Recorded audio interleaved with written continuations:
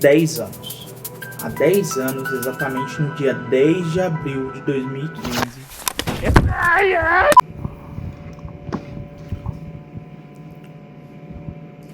10 anos. Exatamente 10 anos. 10 anos. Exatamente 10 anos no dia...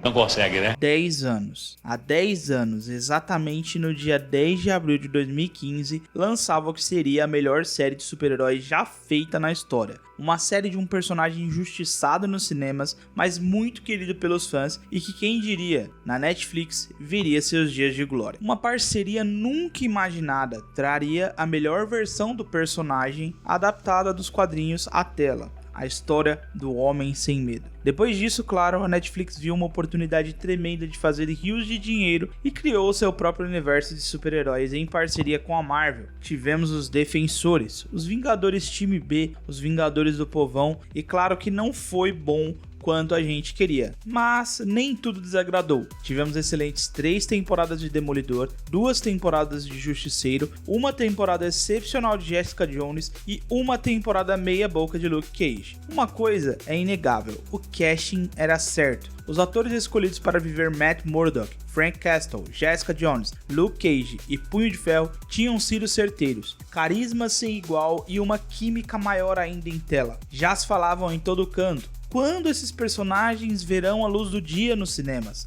Quando veremos o Demolidor se juntando aos Vingadores? Quando que teremos os Defensores lutando ao lado das grandes estrelas da Marvel? Nunca.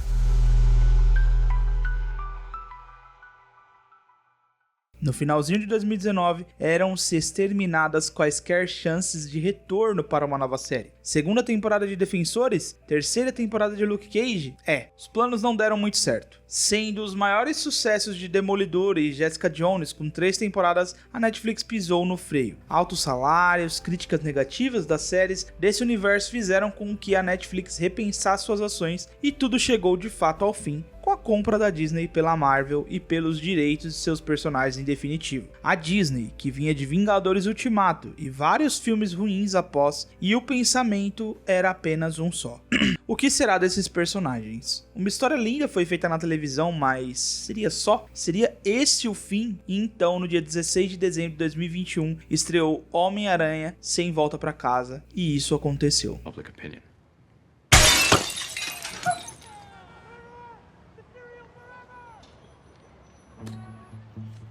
How did you just do that?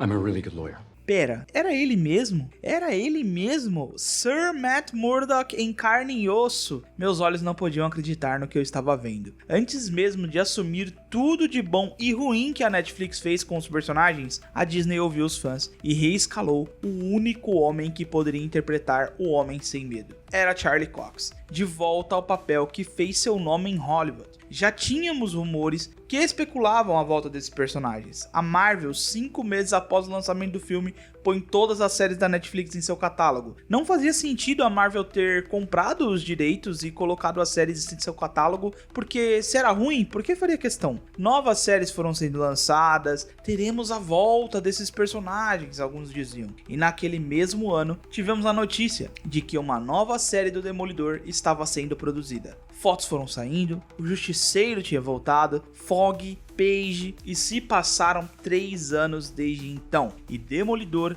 renasceu no Disney Plus. Após algumas controvérsias ali, já que suas aparições em Mulher Hulk e Echo não haviam agradado todo mundo, mas depois do trailer da série não restavam dúvidas. O homem tinha voltado. Era ele, de corpo e alma, direto da Netflix para a Disney. Ai, mas não pode ter violência na Disney.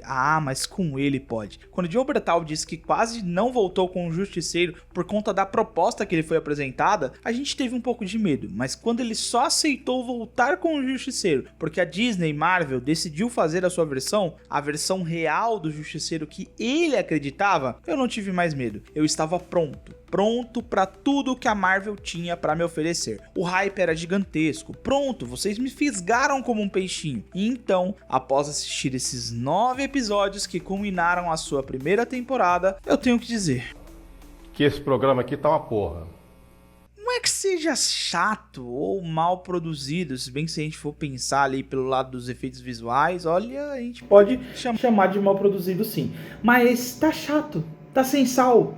Os personagens estão lá. O Rei do Crime de Vincent D'Onofrio está lá. O simpático e amável Fogg está lá. O Caos está lá. Matt Murdock está lá. Mas cadê o Demolidor? Sério, cadê? Eu lembro que a gente esperou uma temporada inteira pra ver o cara colocar o traje pela primeira vez, porque no começo ele ficava com aquele lençol amarrado na cabeça. Mas e agora? Ele já é o Demolidor. Vamos ver ele lidando com os bad guys no dia a dia e enfrentando as ameaças do perigoso Rei do Crime? Não. Vamos ver o Matt lutando pra nos usar o traje mais uma vez. E vamos acompanhar um Law and Order, onde uma hora ou outra tem umas porradinhas aqui e ali e é só isso. Isso é sério? Tiraram um cara de Hell's Kitchen pra Nova York e colocaram o cara numa cidade maior, e aí eu já pensei, vamos ter takes dele usando num tchaco pra se balangar pela cidade igual o Homem-Aranha, mas não. Tudo. Cenário alugado, plano fechado, nenhuma novidade. Poxa, acho que eles viajaram um pouco aqui. Mas eles viajaram legal mesmo. Só que não de um jeito bom. Porque se for pra ser bom, é só com a BR Turismo. Tá pensando em viajar no futuro? Quer organizar a sua viagem dos sonhos? Fazer aquele pacote pra viver momentos inesquecíveis? Então, você precisa conhecer a BR Turismo. Só com ela você vai ter ali todo o acompanhamento, cuidado e responsabilidade do começo ao fim da sua viagem. É surreal o tratamento que eles têm e eu tenho certeza que você não vai se arrepender. Aponta já a câmera aí pro código Gary que tá aparecendo aqui na tela ou acesse o primeiro link aqui na descrição, porque viajar bem é uma arte e disso a BR Turismo entende. E poxa, eu entendo que ao mesmo tempo que há uma continuação, um revival, a história tem que funcionar pra quem nunca assistiu antes, o que de cara não funciona, né? E poxa, a gente tem uma grande motivação já no primeiro episódio, tanto pra causar o que causa ali no nosso match, quanto pro contrário. Então assim, você tem uma volta gigantesca desse personagem tentando fazer as coisas de uma forma que pra ele é a certa, do cara tentando brigar contra o sistema dentro das 4 linhas, onde ele já viu que é impossível nas 3 primeiras temporadas na Netflix. E tentar fazer isso quando o prefeito da cidade é o próprio Rei do Crime faz menos sentido ainda. E com isso a gente tem os 9 primeiros episódios, desculpa o termo, sendo a maior mal batida da história da humanidade. Eu não consigo, eu tô tentando, mas eu vou ter que falar com spoilers. Então, se você não terminou a série, você pula pra esse minuto que tá aparecendo aqui, que é quando os spoilers vão acabar. Então, vamos lá. Os 3 primeiros episódios, eles vão servir ali meio que como um combustível pra esse personagem chamado Demolidor renascer. Se você quiser colocar ainda o 4º episódio nessa lista, no qual aparece ali o Justiceiro e tal, eu ainda abro essa exceção porque depois da morte do Fogg, realmente fica bastante difícil pro nosso menino Matt, né? Ele poderia ter descontado nas ruas como já fez antes, mas não. Ele decide fazer algo melhor, né? Ele quis correr pelo certo. O que isso faz com ele? O põe contra sua melhor amiga. Porque por ele não ter dado o cabo, né, do Bullseye com as próprias mãos e deixado pra justiça fazer isso, a Karen simplesmente não perdoa e o abandona. Ótimo jeito da Disney pra não pagar as pessoas. Ele coloca um match nessa temporada com uma mulher que durante os 9 episódios da primeira temporada eu não sei o nome dela, não consegui gravar, pois não tem química alguma. Fazia mais sentido ele se relacionar com a parceira dele lá do judiciário, do tribunal, enfim. Como que eu vou me preocupar quando essa personagem morrer? Porque no 7º episódio eu não consegui sentir nenhum pingo de aflição quando Muse rasga ela lá no meio. Eu simplesmente fiquei torcendo pra ela morrer pra ver se só assim o Demolidor renasce de uma vez. Outra coisa que me incomodou bastante é a sobrinha do Ben Urich. Na série, assim, poxa, tipo, eu já achei bastante zoado terem matado o Ben nas temporadas passadas, mas colocar essa garota aí do nada, quando o Ben nunca sequer tinha mencionado ela, foi forçado até mesmo pra Marvel. E ainda a gente tem toda essa história do Fisk, que fala pro Matt, olha, se você colocar a máscara,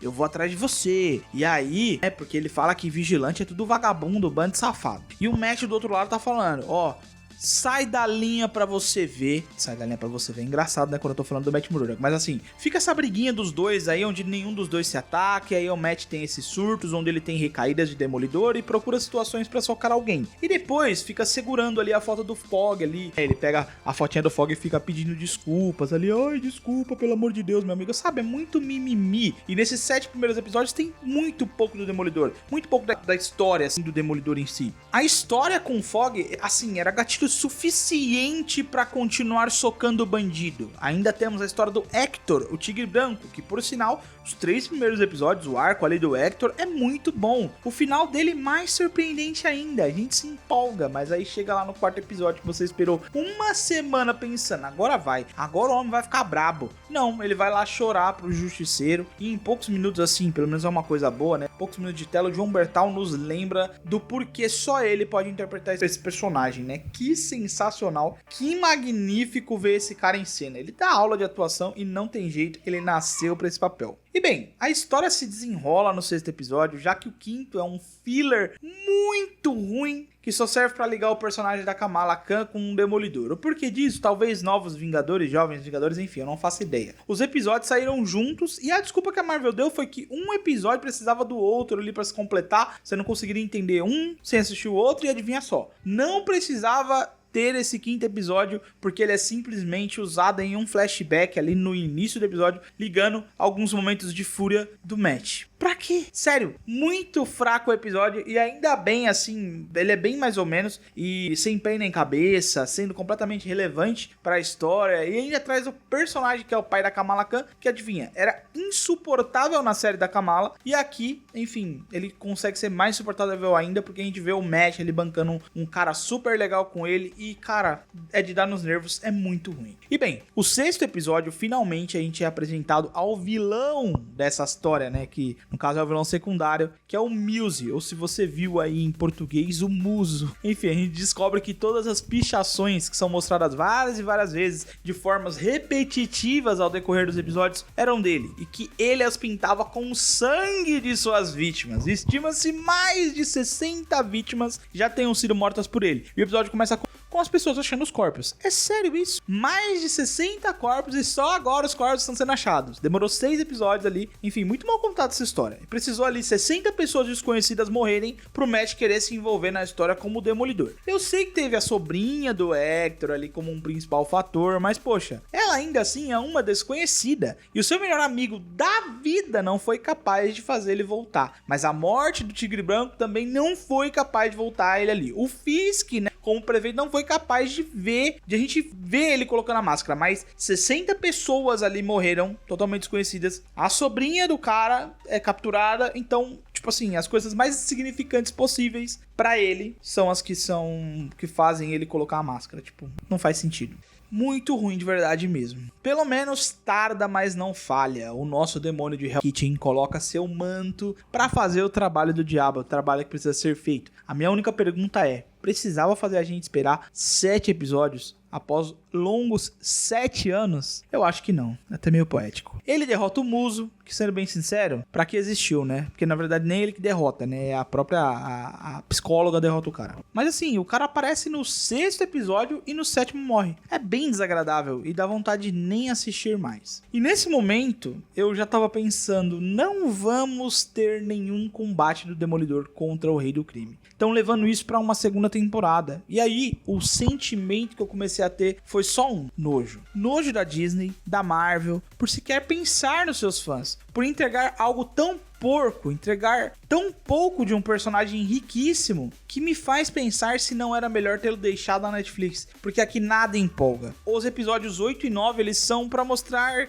que não tem outra opção pro Demolidor. Ele precisa usar o traje pra pôr um fim na vigilância solitária, dando a entender que por a guerra ser maior do que ele precisa unir forças e assim. São tantas coisas péssimas que fecham a primeira temporada que, sinceramente, a única coisa boa que fica é a esperança de que a segunda vai ser boa. boa. É a volta do Bullseye, é a luta em câmera lenta com o Justiceiro, é a Karen Page voltando, é tudo que a gente queria ver, mas não da forma que queríamos ver. E bem, ainda é cedo pra dizer como vai ser essa série no Disney Plus, enfim, mas não é cedo pra dizer como tá sendo. E no geral, assim, a série é ok. Eu sei que parece que eu tô odiando, mas a verdade é que eu não tô. Eu só acho que pelo potencial deveria ser mais, muito mais. Eu queria ter gostado mais. Ela tá numa crescente, eu sei que vai explodir em grande êxtase, mas assim, a gente vai ter que ver esse personagem nas telonas. E eu esperava ver uma história mais redondinha e cheia de ação, com outra história pra contar nessa segunda temporada, mas não é o que a gente teve, e eu queria logo de cara ver o ápice do Demolidor, mas a gente vai ter que esperar um pouquinho mais pra isso acontecer. Tem muita lenha pra queimar com a segunda temporada, e ainda a gente pode ter 3, 4 reviravoltas e se surpreender. Então, sim, fico ansioso com o término do último episódio, e me levanto os ânimos pro que há de vir, pro que esperar dos próximos episódios e pro futuro desse personagem tão fantástico, que pode em muito engregar em Guerras Secretas, assim como Luke Cage e companhia. Mas isso vai ficar para um futuro que eu acredito não estar tão distante. E bem, tá muito cedo, como eu disse, trouxe esses pontos, vamos ver o que essa história nos reserva. Mas e você? O que é que você achou da série? Você concorda comigo em algum ponto? Discorda? Deixa aqui nos comentários, vamos discutir o que pode acontecer e qual será o futuro desse personagem. E se você gostou desse vídeo, você já sabe, deixe o seu like. Se você gostou mesmo, considere se inscrever. Tivemos um monte de vídeos aí, enfim, há vários assuntos na verdade que eu poderia ter dito, mas isso fica para um outro assunto que eu quero comentar aqui com vocês. Mas vocês me ajudam de um jeito assim, gigantesco, só deixando o like aqui, se inscrevendo, mas vocês me ajudam mesmo assim, diretamente, fazendo uma doação. Vocês podem estar fazendo uma doação de forma direta no canal, só apontar aqui a câmera novamente pro código QR, você consegue deixar uma mensagenzinha lá e a sua ajuda, a sua doação, para que eu continue criando conteúdo aqui. Tá corrido, tá complicado, tá difícil, mas o meu desejo de criar, o meu desejo de continuar produzindo conteúdo para vocês é real e eu não quero parar. Então, dá essa fortalecida, me ajuda aqui e vamos para cima. E bem, é isso, a gente se vê no próximo vídeo. Fiquem com Deus, um grande abraço a todos vocês, valeu, falou e tchau.